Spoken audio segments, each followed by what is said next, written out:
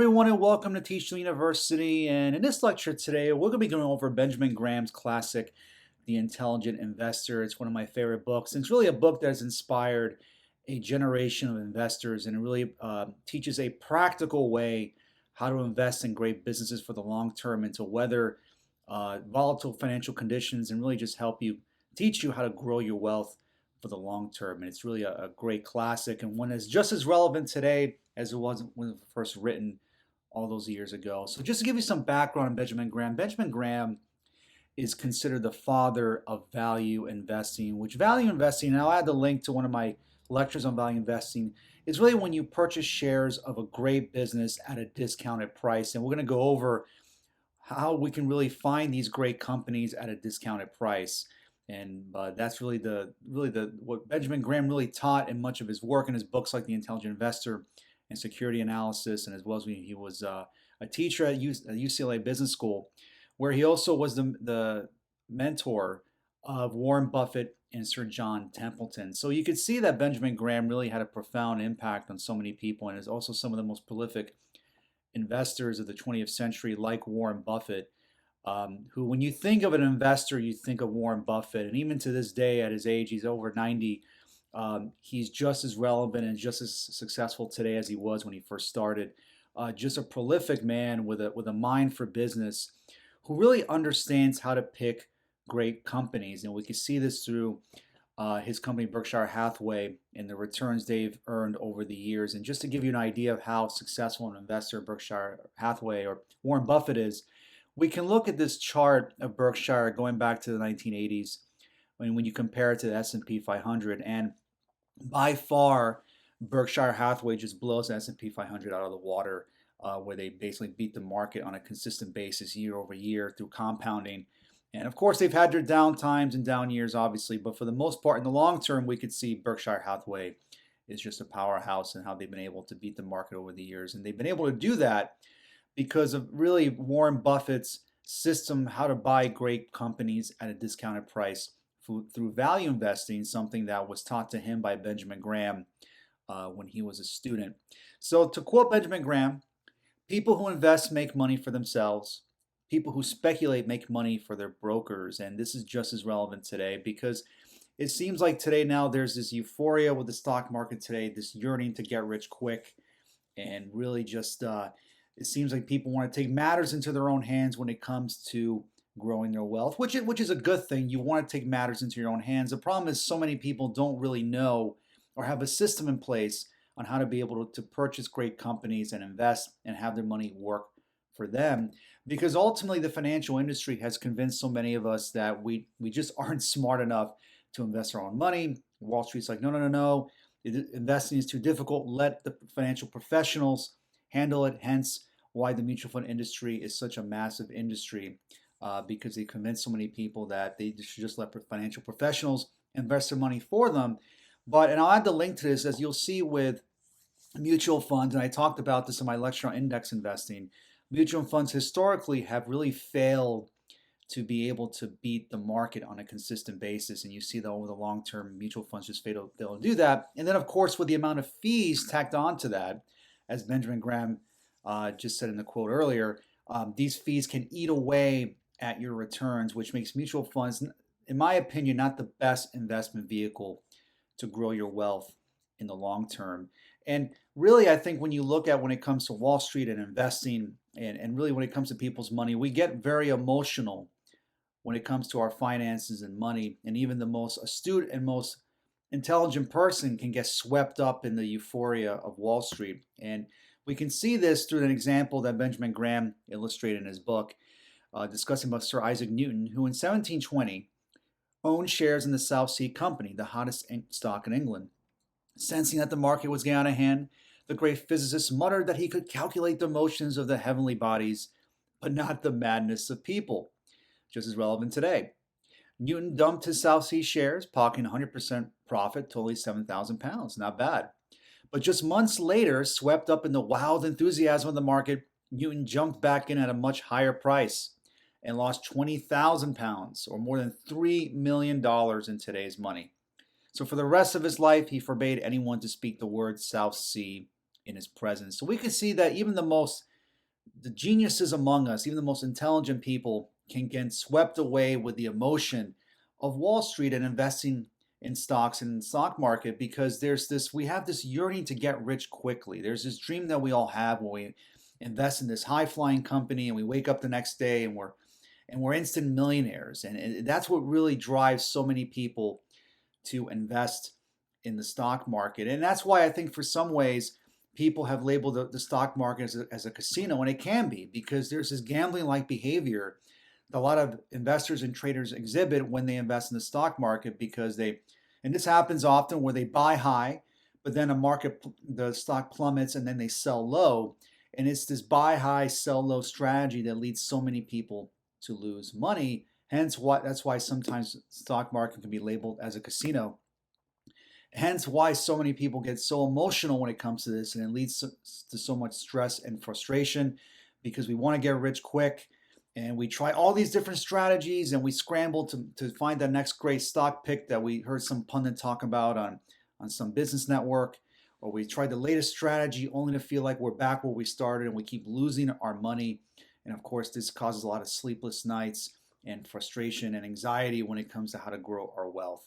But really, we feel ultimately like we're drowning in a way, and I think a lot of people feel that way, especially in the past couple of years in the aftermath of COVID and really during the pandemic where there was so much economic volatility. I think a lot of investors certainly made money but also got burned, and ultimately this is why so many stock market traders and investors fail to beat the market in the long term because they don't have a system in place and they let their emotions get the best of them because they don't have a system in place in order to be able to they can execute and generate results in the long term.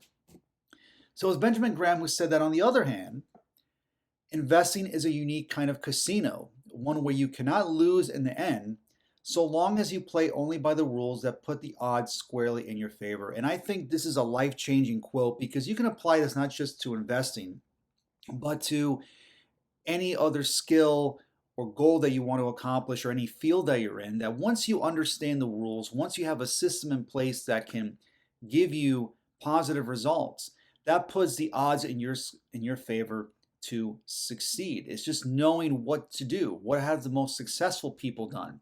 And that's why it makes sense. And that's why in a lot of my lectures, I stress study the best. Study if you want to be a great investor, study the great investors. If you want to be a great chess player, study the great chess players and their strategies and what they did. You want to study the best and replicate, or at least take some of what they've done and implement it in your own life or business, or in this case, investment strategy.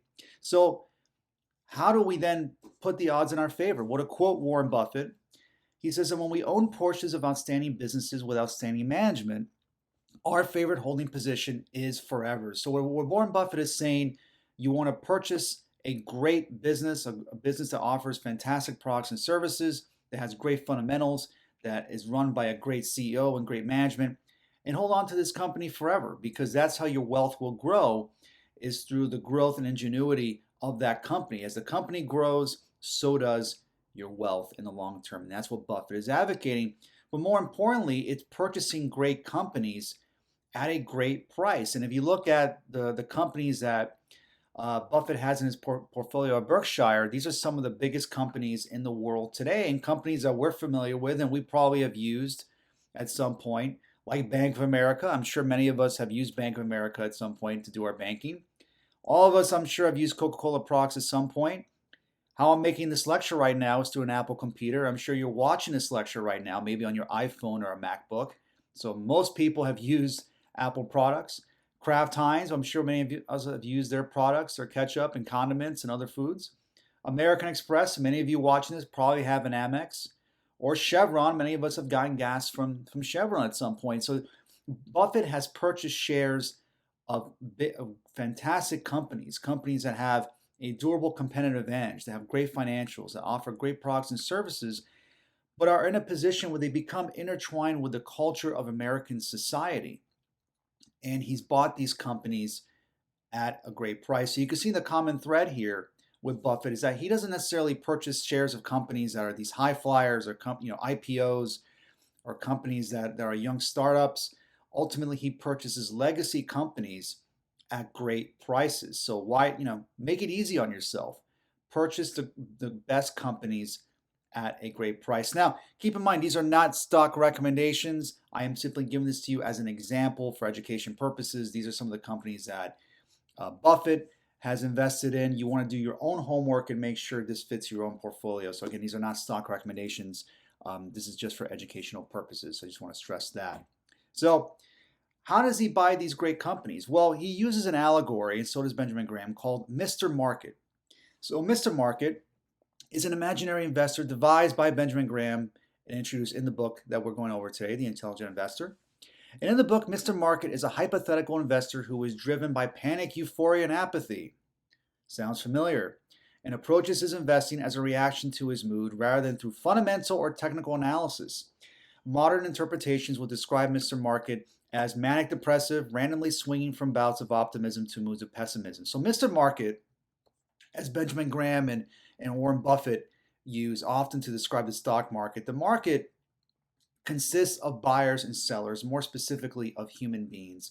And let's face it, human beings can be very irrational, emotional creatures. And what happens, at least according to Buffett and Graham, is that the market can misprice great companies for a number of reasons. Maybe there was some bad news regarding a specific company, there was an economic downturn, or for some other reasons, the stock price of these specific companies go down. And what can happen sometimes is that the market can misprice these companies unfairly. And what Buffett does is that he likes to purchase these companies when the market misprices them. And he purchases them at a discount for like 50 cents on the dollar. And that is how he creates what's called a margin of safety. And he creates that cushion where he buys these companies at a discount to insulate him from massive losses. So that is essentially how Buffett's methodology is when it comes to value investing. So to put another way, you are just purchasing great companies at a bargain price. And he's taking advantage of the emotionality of the market where he can scoop up these companies when they're discounted and taking advantage of that discounted price. So that when the market does recognize the true value of that company, then he takes advantage of the investor takes advantage of the appreciation of the stock price and dividends and so forth as the company grows.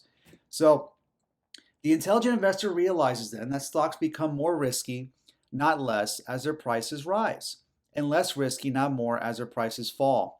The intelligent investor dreads a bull market since it makes stocks more costly to buy. And conversely, so as long as you keep enough cash on hand to meet your spending needs, you should welcome a bear market since it puts stocks back on sale. So again, the value investor or the intelligent investor will purchase stocks at a discount. And it's really being greedy when others are fearful and fearful when others are greedy. You want to, you look at Warren Buffett during times of a recession or economic downturn, he will start gobbling up shares of companies when the prices are at a discount, when there's a bear market or there's an economic downturn. So rather than dreading a bear market, the intelligent investor welcomes a bear market because that is an opportunity then to purchase great companies at a great price. So it's being greedy when others are fearful and fearful when others are greedy, to repeat that mantra again, something that Buffett also says consistently when it comes to how he approaches when to buy shares of stock.